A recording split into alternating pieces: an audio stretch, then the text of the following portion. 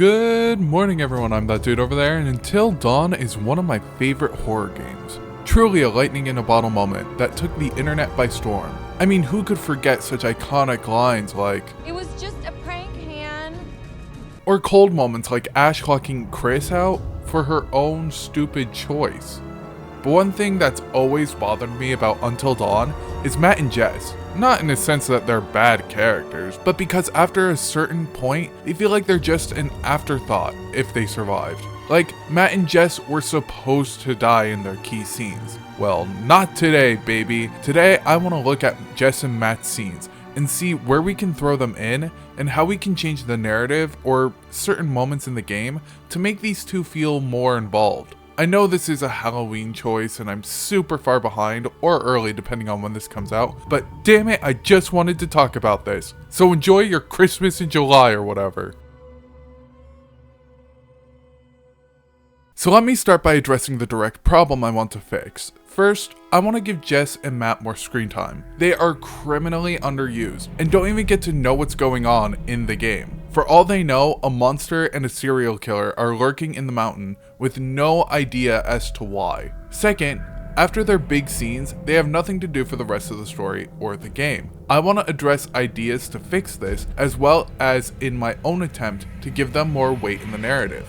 The first place I want to start is how early back we change things. The earliest place to bring them back is chapter 7, since chapter 6 is where Matt splits from Emily. The only problem with this is that Hannah can't be in two places at once. We know Matt either scares Hannah away with the flare gun or just misses her by leaping from the tower. So it would make sense that Hannah is stalking Matt. However, we know that Emily is dealing with Hannah while the stranger attempts to protect her. The question is, how do we do both of these scenarios while keeping Hannah in both parts? I actually think it's quite simple. I think we change the order of events slightly. Instead of following Emily after she wakes up, we cut to Matt further into the mines. Matt finds Jessica and their encounter plays out. We cut back to the gang who deals with Josh, but before the chapter ends, we then get the Emily segment. By placing it at the end, we build up tension about Emily's fate, and we create a small barrier of time where Hannah travels to find her next victim.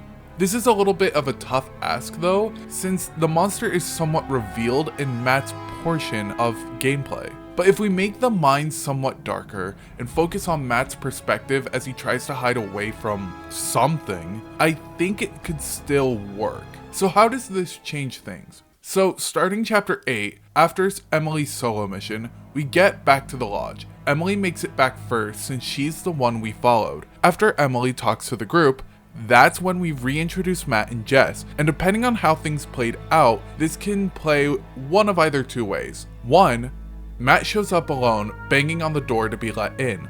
The other is Matt supporting Jess as he bangs on the lodge door for help. When Matt is let inside, not only does he corroborate Emily's story, but depending on Matt's actions, we'll get one of two different reactions from Emily. Either she hugs Matt before helping him carry Jess inside, or she'll watch from afar and Ashley will help Matt bring Jess to the couch. And seeing Jess like this will definitely help the others believe Emily's story.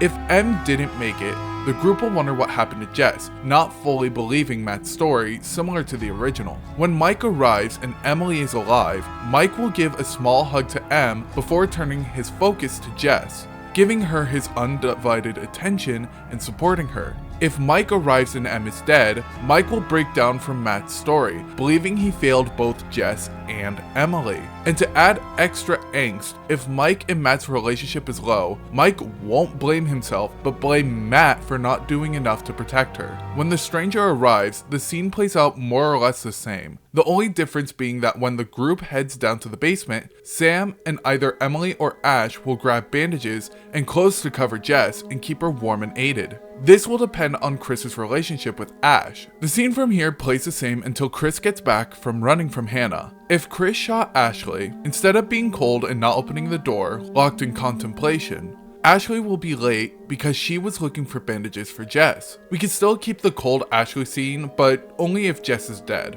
The scene in the safe room plays more or less the same, but when people get stressed about Emily's bite, Matt sides with Sam. But that doesn't change the weight of the room if Jess is also down there, adding to the stress of what will potentially happen if they keep Emily around. If you wanted to go for extra angst, let Jess begin breaking down at the idea of re-encountering another one of those things, especially if it's M. The gun scene, I imagine, will also play differently. If Matt's relationship with Emily is low, and Mike decides to shoot Emily, the scene will play out the same with both Sam and Matt losing any relationship they could have had with Mike. However, if Matt still has a high relationship with M, Matt will bite the bullet instead in his final attempt at protecting Emily. If Matt dies this way, and Ashley reveals the true nature of the bite to the group, Emily will do more than just bitch slap Ashley. When the team split up again, instead of Mike going alone, Matt offers to join him. Not only will this put a conclusion to the beef between them in the beginning of the game, but since Matt is still able-bodied, it gives Mike support for where he's going. Jess, meanwhile, will stay with the others. Let's be real.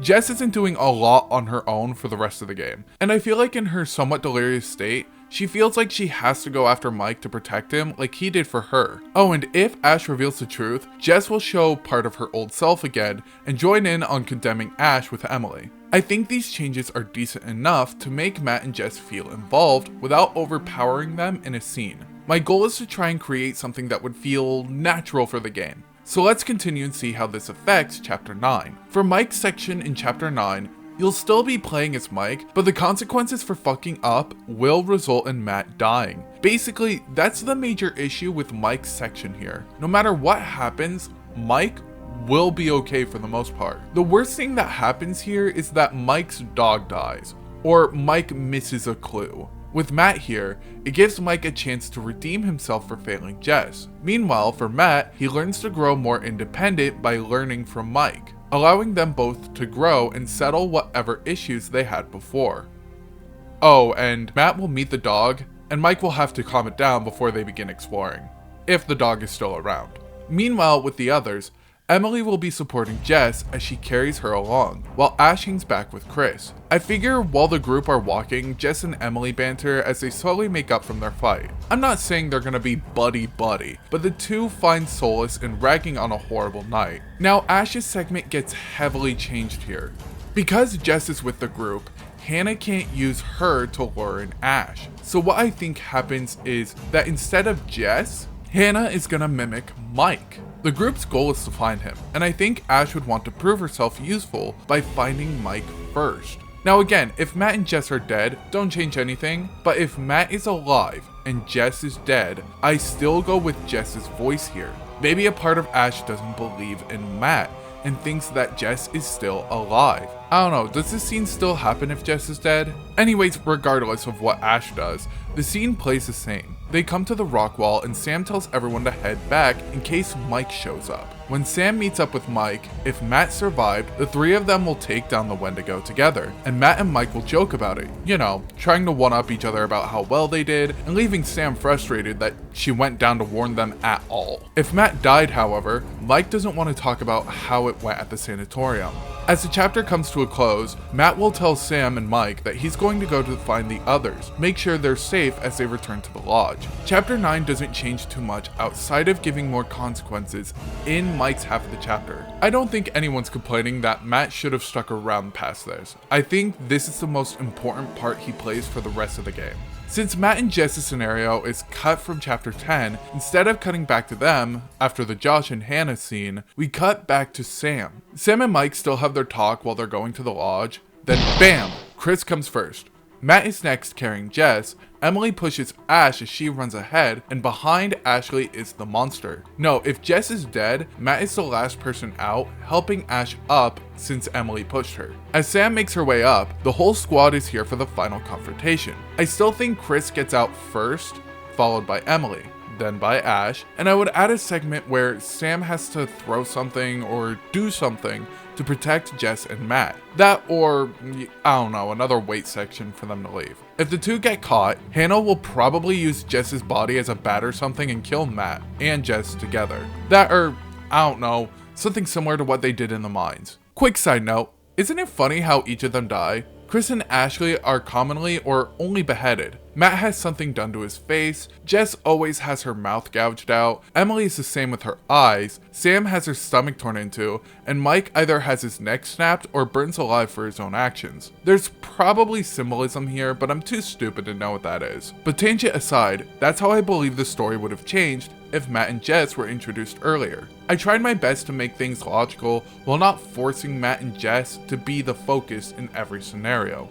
Do you like how this went, or do you think my vision is completely off base and just wouldn't work? Maybe you're one of those people who think it's fine that Matt and Jess only got the screen time they did. Regardless, let me know in the comments below. And while you're down there, leave a like and subscribe, as it helps idiots like me who suck at promoting videos. And until next time, stay safe out there. Oh shit.